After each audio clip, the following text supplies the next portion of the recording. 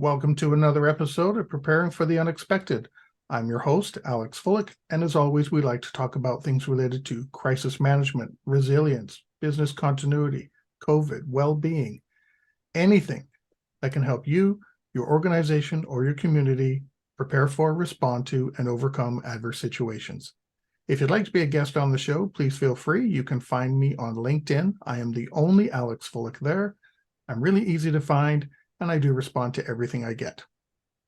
Today, we're going to talk to the author of Strategic Corporate Crisis Management, a well-respected crisis management expert, Brendan Monahan. Brendan, welcome to the show. Hi, Alex. Thank you. So nice to be here with you today. Thanks for having me.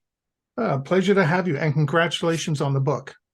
Thank you. Lots of good information in here. Thank you. Appreciate it. It's very exciting to have it out in the world now. Yep, and I know how much effort goes into writing one of these things. So Sure. Kudos to being able to find the time to actually do that. Yeah. Thank you. Thank you. Now, I know you and I have chatted back and forth, so I know a little bit about it, but just in case a listener or a viewer on the other side of the world isn't quite sure who Brendan Monahan is, can you take a minute or two and just tell us a little bit about you, what you do, and how you got into this? Sure. Yeah, happy to. So at present, I'm the head of U.S. crisis management and resilience for a global pharmaceutical company. And I've been there for about 5 years. Prior to that, I worked for two major critical infrastructure companies in the US, doing very similar work, sort of advising security leadership teams and executive teams on crisis, business continuity, and intelligence, resilience related topics. And prior to that, I worked for the New Jersey State Office of Homeland Security, which was kind of my first entry into some of this work. And brought me into contact with a lot of the public sector and private sector experts at the time, and was my entry into the business of this work. Well, welcome to the show. I'm glad you could join us today. Thank you. Now, we've got a couple of topics we're going to talk about, but the first one has to do with the plan. Quote, when the plan doesn't quite go to plan. What do we do? How does that happen? How do we address it? Yeah, that's the $1 million question, right? Does the plan ever really go to plan? And that seems to be the conversation that we're having a lot these days, because we keep having these significantly consequential incidents over and over, and it seems like the first thing we do is go back and review the plan and tweak it or modify it or add context and detail. The same is true for exercises, right? Often the main learning from an exercise is to revise the plan in some manner. And look, I think we need to be realistic about what plans are and what service they provide us. Speaking for crisis management practitioners, as a crisis management practitioner, I think the way I think of it is this: plans are table stakes, right? We have to have them. They are our responsibility. They are an expectation of our leaders, of our regulators, of our stakeholders, customers, constituents, you name it. We can't go without plans, right? But we we continue to acknowledge that the plans don't always meet with the reality of the circumstances we're confronted with. So how do we live with that contradiction?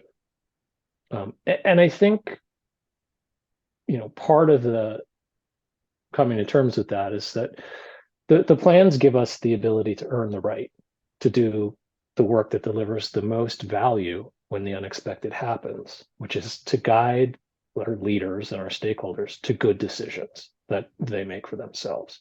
And ultimately, I think that's our mission. That's my mission, right? Is to give leaders in times of crisis where there is no existing business process, where there is no precedent, a menu of options to work from. And to some extent, the plans may come into play, but very often they don't. So the way I look at it is that for many stakeholders, regulators, all the people that I mentioned during peacetime and blue sky days.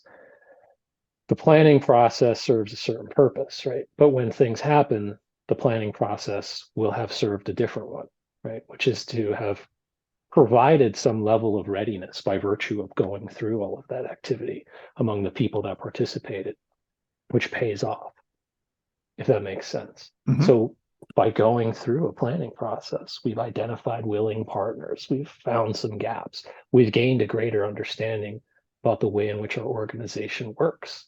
And that will enable that better decision making at the end of the day. So, how do you program for that? I think that's the challenge where I see myself now.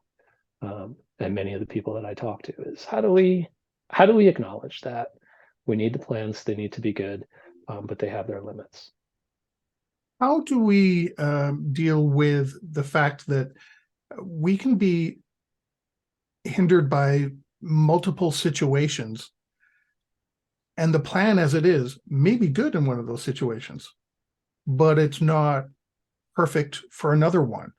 Do we just start over? Do we start hitting the delete key? How do you manage the plan under those kind of things where it could fit for one situation, but not for another? Yeah, I mean, I think it's always going to be an approximation of reality, right? Especially like the organizations that I've worked for, many of the organizations that I work with, they evolve and change so quickly. It's almost impossible to keep normal business operating plans up to date, let alone, Yeah. plans built to serve an organization moving that quickly in crisis. So where I think our planning can be most effective is by sort of defining the guardrails for what good decision making will entail when it's needed, where no other process or plan can support what's happening. And that's, those guardrails are, who needs to talk to each other, what connections need to be made, what parties need to be brought to bear, and what parties can maybe take, a second share at the moment. So how do we define our objectives where we need to? So if a plan can help you sort of guide that decision and just guide that process, then I think it's delivering a lot of value. And interestingly, I think by going through that process, you uncover a lot of interesting opportunities and gaps within a business that can deliver value along the way. So what I look for is, the the strategy should be the team, right? And the plan in crisis is the discussion. So we get the right players together and we put them in the position of strength to make good decisions about what's happening and quickly bring the right resources to bear. The other area I think where good plans deliver the most value and that maybe can have some shelf life is in establishing triggers for action or escalation. So defining what the things are that matter most to your business and how and why and in what manner you will escalate those issues. What about, and I've seen this happen in real life, people that suddenly I like to describe it as Mighty Mouse. I don't know if you remember the old Mighty Mouse cartoons. He used to sing the song, "Here I Come to Save the Day." A leader, a vice president, a manager, it could be anybody really, who just, even though you have a plan and you have these triggers and you have these established roles and things that you describe, but they come charging in, "Here I come to save the day," and just mess everything up. Yeah. How do you deal with that? You've got the plan that is helping, but the person that's not. Yeah, it's a really great example of a tough situation, Alex, and I've been there too. And listen, that's a tight spot for a crisis manager, right? Because that person could very well be your sort of key stakeholder, right? You're the owner or the CEO or the senior most leader. And if you're clear about how you define your role, then it is to help that person make good decisions, even if they may be standing in the way of that process. So it can take a lot of humility and a lot of patience and a lot of sort of diplomacy on the part of a crisis team in that situation to um, overcome what's happening. Sometimes you can head that off with a well-crafted exercise, Hmm. right? Where you've gained the trust of that person, you've gained the trust of his or her seconds in command, right? The level down leadership. You've demonstrated that the people around that person can perform effectively in a tough situation, so that the team itself functions better. But some organizations are just not going to function that well, and that's something that you should be alert for if you're in this kind of role, and think through what you're going to do. And the answer might be you're just going to have to muddle through and support that person as best you can, and try to find willing partners around you to make the best of the situation. Should we proactively reach out to individuals? Because you mentioned tests and exercises. Yeah.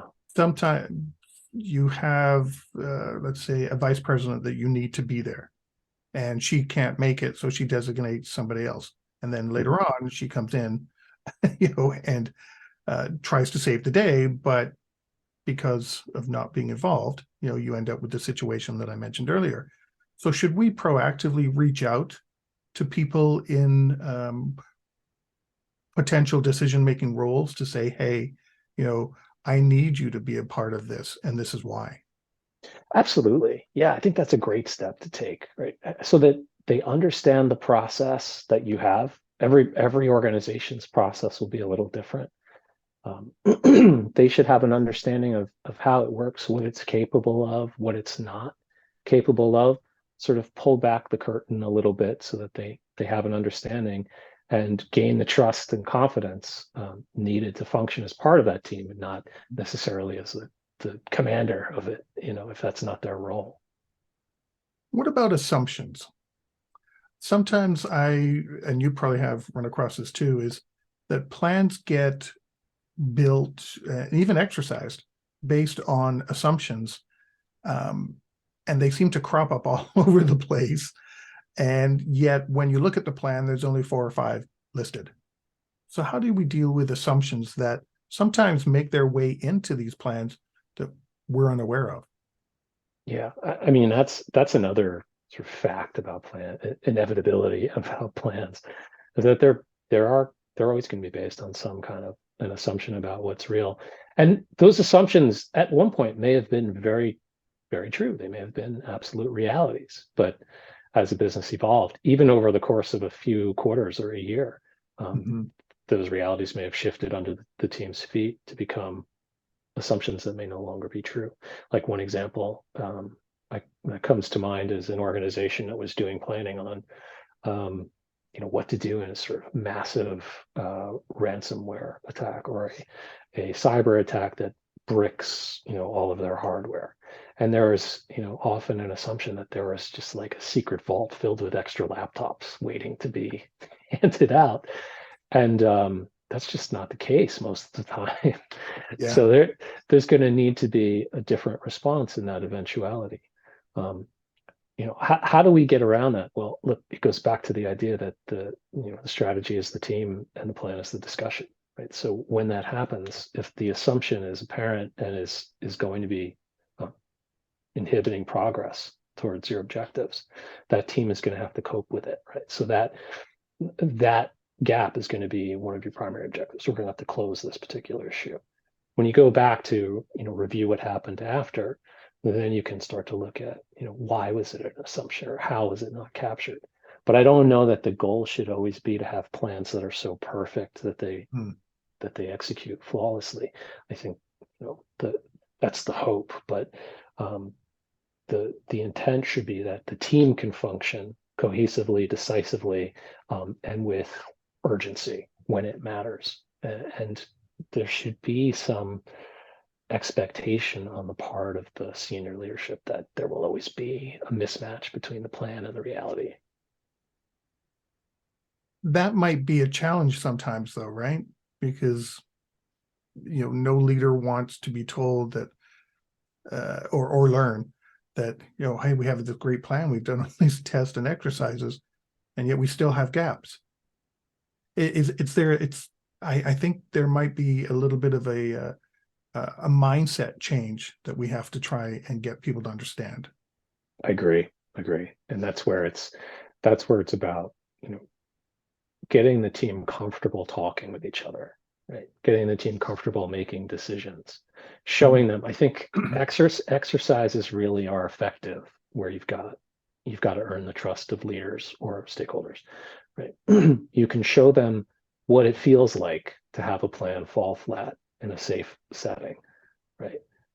Show them that the plan was well constructed, right? But you could show them examples where this has happened in real life at other organizations, and take them through the understanding that it can happen, and it's not anybody's fault necessarily. It doesn't have to be, but that you still have to deal with it. So what will you do, right? And show them that you can demonstrate that they can do it, that other leaders have done it, and that that's a sign of good leadership. Mm-hmm. Yeah, you pump them up a little bit. Yeah, I guess. Yeah. Now, you mentioned testing a couple of times. How do you go about testing a crisis plan? Do you do it as part of a larger business continuity or emergency management or IT disaster recovery test, or can you do it on its own? I think it depends, Alex, on the organization and how all of those functions are structured. Sometimes they're all under one roof, sometimes they're not. I think you can do crisis plans on their own, or you could do them linked to other disciplines as well. I think that's a great idea. But I like to keep in mind that there's a spectrum of types of tests and exercises you can do, from a very simple sort of briefing to a tabletop to a rolling trucks full, fully realistic scenario. And it sort of depends on what the organization is. Like if it's a site, sort of discrete site-sized team that's got boundaries within a broader organization, then you can do maybe a little more with less effort. If it's a senior leadership team and you may only have 30 minutes or an hour, you don't get them for 4 hours for an exercise, then you really got to make the most of that. So you've got to hit them with key points, give them a feel for what it feels like to be in the roles that they might be in, and that can be achieved sometimes in a tabletop setting. So what I like to do is try to match the objectives of the exercise to the organization and the audience, depending on where they are and what's going on.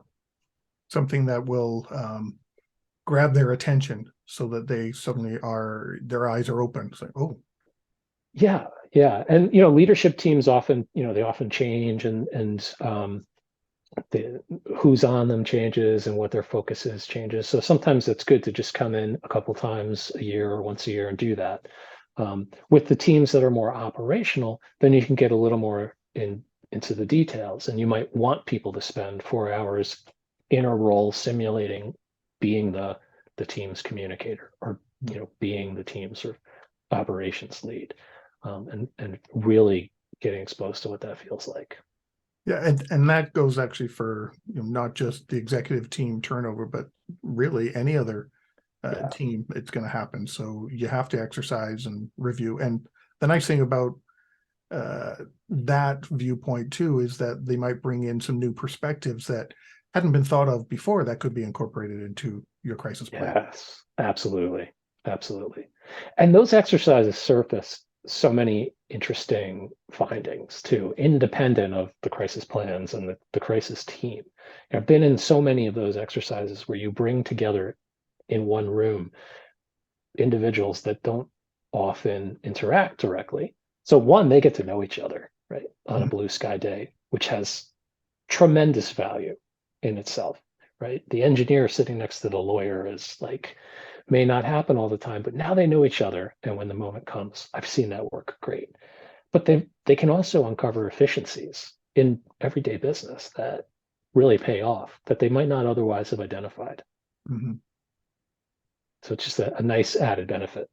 Yeah, it is. And they come with their own experiences too, where they may have gone through a crisis, regardless if they have a fancy title after their name or not. Hey, I was at such and such company. We had this situation. Here's how we did it. Perhaps we can incorporate that into our stuff. Oh yeah, we never thought of that because that's never happened here. Yeah. Yeah, exactly. And at this point in 2023, everyone's been through something somewhere and seen some stuff. So we've all got stories to tell, and those are really, important to hear in those types of settings. Yeah. On that note, we've come to the end of our first segment. We are talking with Brendan Monahan today, the author of Strategic Corporate Crisis Management, and we will be right back. If you liked that video, thumbs up. If you didn't like that video, thumbs down. But leave me a message and let me know your thoughts. Of course, don't forget to subscribe. And in the meantime, stay prepared, everybody.